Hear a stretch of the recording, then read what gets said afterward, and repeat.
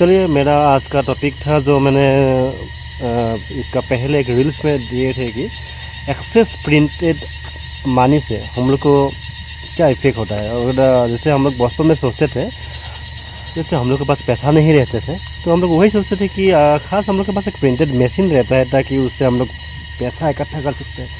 और जैसे जैसे बड़े बड़े आदमी जैसे अमीर लोग जैसा जो भी हम लोग का मन में जो खरीदना मतलब ज़रूरी चीज़ है वो हम लोग खरीदते हैं और मतलब will become rich. But actually but थोड़ा बहुत यंग एज तक ये भी थोड़ा क्लियर में कन्फ्यूजिंग में रहता है कि सही में कोई भी चीज़ खरीदने के लिए हम लोग को तो ये पैसा का ही ज़रूरी होता है। वो जो पैसा एक प्रिंटेड पेपर से नहीं तो कॉइन से बनता है। तो अगर वही प्रिंटेड पेपर हम लोग थोड़ा ज़्यादा बना लेते हैं तो हम लोग के पास पैसा ज़्यादा हो जाएगा और जो चाहे वही चीज़ हम लोग खरीद सकते हैं।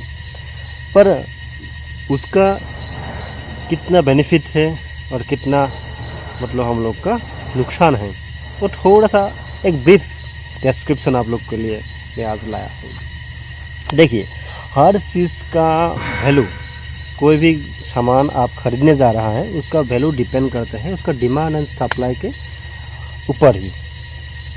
पहला तो ये स्टेज है। जैसे सपोज एक सामान है जो मार्केट में मतलब अभी का प्राइस है 50 रुपया। अगर वही सामान जैसे आप लोग का डिमांड बढ़ गया है तो क्या हो जाएगा, डिमांड जैसे बढ़ जाएगा तो उसका सप्लाई अगर वही रहे तो क्या हो जाएगा, उसका प्राइस बढ़ते जाएगा। उसका मतलब वैल्यू, सामान का वैल्यू उसका इंक्रीज हो गया।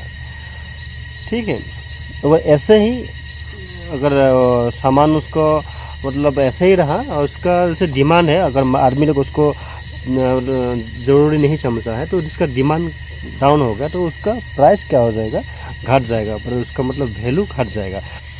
और ऐसे ही अगर पैसा ज़्यादा हो जाता है तो उसका वैल्यू डिक्रीज़ हो जाता है। सपोज मार्केट में पूरा प्रिंटेड मनी पूरा निकाल दिए और उस टाइम क्या होगा, कोई सपोज 1 किलो मैंगो के लिए ऐसे आप सपोज 200 रुपया में मिलते हैं तो वही 200 रुपया देने के लिए अभी उसका मतलब कोई कंजूसी नहीं होगा। सब लोग उसको 200 रुपया में देगा, मतलब देगा। और हाई अगर थोड़ा सा भी हाई प्राइस करेगा मतलब उसको दे देगा और उसका मतलब क्या हो जाएगा, मनी का जो वैल्यू है वो डिक्रीज होने लगेगा। और ऐसे ही जैसे मनी का सप्लाई अगर मार्केट में बढ़ जाए तो उसका मनी का वैल्यू डिक्रीज हो जाएगा। कोई भी सामान खरीदने के लिए आदमी को पैसा देने के लिए मतलब पीछे नहीं मतलब हटेगा, मतलब कोई बार्गेनिंग कम ही होगा ऐसे, क्योंकि आदमी के पास बहुत सारा पैसा है। तो उसका मीनिंग क्या हो गया, जो चीज़ आज मतलब मार्केट में इन्फ्लेशन एराइज होता है, मतलब महंगा बढ़ जाएगा। जैसे 50 रुपया का जो सामान था वो जो व्यापारी लोग जो मतलब सेलर है वो सोचेगा कि 50 का मतलब जैसे मतलब उसका आज 100 रुपया कर देगा तो आदमी लोग भी दे देगा 100 रुपया, क्योंकि उसका पास पैसा ज़्यादा है। तो उसका मीनिंग क्या हो गया, आपके पास तो पहले 50 रुपया से जो सामान मिल रहा था अभी वो आपको 100 रुपया देना पड़ा। तो आपको जो पास जो मनी सप्लाई, पैसा का जो सप्लाई ज़्यादा हो गया था उसका कुछ फ़ायदा हुआ, उससे कुछ फ़ायदा नहीं हुआ। आपको पहले 50 रुपया से उसको खरीदा था, अभी उसको क्या हो गया, उसको डबल पैसा दे के उसको खरीदना पड़ा। तो उसका मीनिंग क्या हो गया, इन्फ्लेशन राइज होगा, पर इकोनॉमी में एक इंस्टेबिलिटी एराइज हो गया है। तो और बीच बीच में बड़ा पीछे का जो नज़ारा वो देखते रहिए। और ऐसे ही हम लोग उसको अगर ऐसे सोचे कि जो हम लोग दूसरा देश से खरीदने वाला चीज़ है, अगर हम लोग ऐसा करें कि बहुत ही पैसा प्रिंट कर लेते और वही पैसा हम लोग फॉरेन कंट्री को दे देते हैं और हम लोग का जो ज़रूरी चीज़ है वो ज़रूरी चीज़ हम लोग खरीद लेते हैं। पर उसमें क्या होगा, पैसा एक ऐसा चीज़ नहीं कि पैसा ओनली एज ट्रस्ट। कोई एक कंट्री उसका वैल्यू को ट्रस्ट कर रहा है, मतलब बिलीव कर रहा है तो उसका डिमांड है।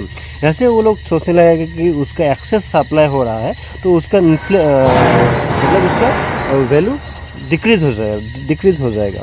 उसका इम्पैक्ट क्या हो जाएगा, फॉरेन एक्सचेंज में भी मतलब फॉरेक्स में भी आ जाएगा। उसका इंडियन रुपीज़ का वैल्यू गिरते हुए नज़र में आ जाएगा।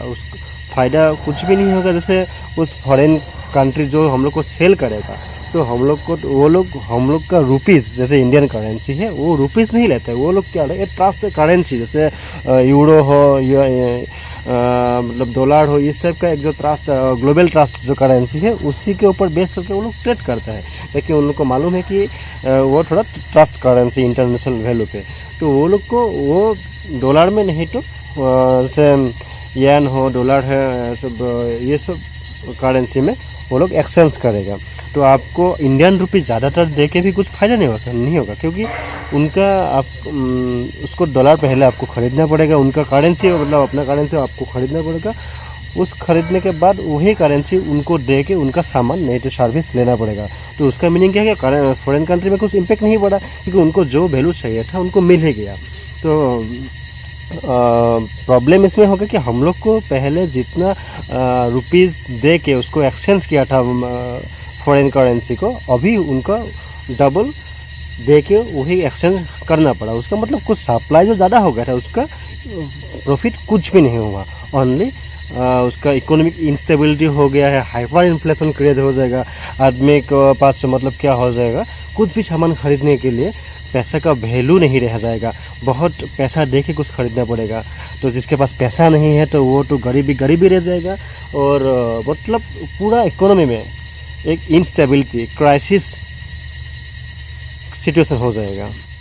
और ऐसा ही क्राइसिस में क्या होगा, जो हम लोग का फॉरेन इन्वेस्टर है वो लोग क्या करेगा, इंडियन करेंसी पर वो लोग ट्रस्ट करना बंद कर देगा और वो लोग क्या करेगा, धीरे धीरे हम लोग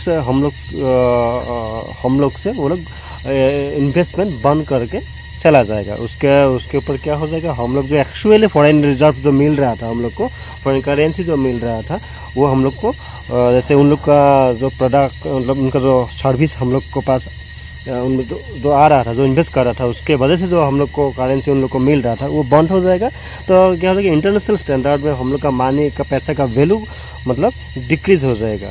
तो ये हो जाएगा हम लोग का एक डेवलपिंग से मतलब अंडर डेवलप में फिर पूर कंट्री में चला जाएगा। तो वही है शॉर्ट डिस्क्रिप्शन में हम लोग को यही मालूम चला कि एक्सेस मनी सप्लाई करके कुछ भी हम लोग को फ़ायदा नहीं होता क्योंकि वो इंटरनेशनल मार्केट में उसका इन्फ्लुएंस नहीं कर सकते हैं। उससे हम लोग का खुद का ही नुकसान हो जाता है, इंस्टेबिलिटी आ जाता है।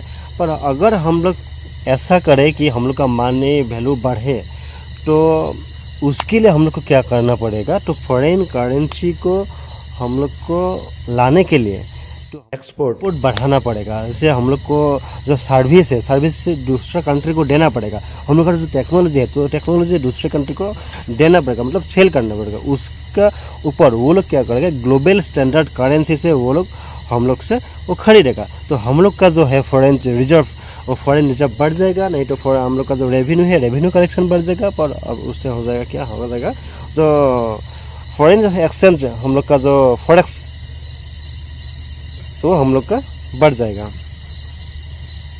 तो वही है मनी वैल्यू हम लोग को अगर बढ़ाना है तो हम लोग क्या करना, ज़्यादा से ज़्यादा हम लोग एग्रीकल्चर, अपना प्रोडक्शन, अपना टेक्नोलॉजी पे डेवलप करना पड़ेगा। अपना जो सर्विस है वो सर्विस दूसरे को एक्सपोर्ट करके, नहीं तो हम लोग का प्रोडक्शन जो है वो प्रोडक्ट एक्सपोर्ट करके वो दूसरा कंट्री से हम लोग का ग्लोबल स्टैंडर्ड जो करेंसी है उसी स्टैंडर्ड से हम लोग को फॉरेन एक्सचेंज करके हम लोग उनको हम लोग का फॉरेक्स मेंटेन करना पड़ेगा। और ऐसे ही एक्चुअली एक कंट्री डेवलप होता है। तो ये था मेरा वीडियो। पहले तो एक छोटा बच्चा का जो थिंकिंग था वो थिंकिंग एक्चुअली सोचने में बहुत इजी है कि ज़्यादातर अगर कुछ सामान खरीदने में पैसा ही ज़रूरी होता है, तो पैसा अगर हम लोग इकट्ठा कर देते हैं प्रिंट करके तो उनका तो मतलब अमीर बनने के लिए बहुत कम समय में हो जाएगा, नहीं तो बहुत इजी है। पर ऐसा बिल्कुल नहीं है क्योंकि एक करेंसी एक ग्लोबल मार्केट को स्टैंडर्ड करता है और एक ये मतलब एक ग्लोबली एक इम्पैक्ट पड़ जाता है उसका वैल्यू।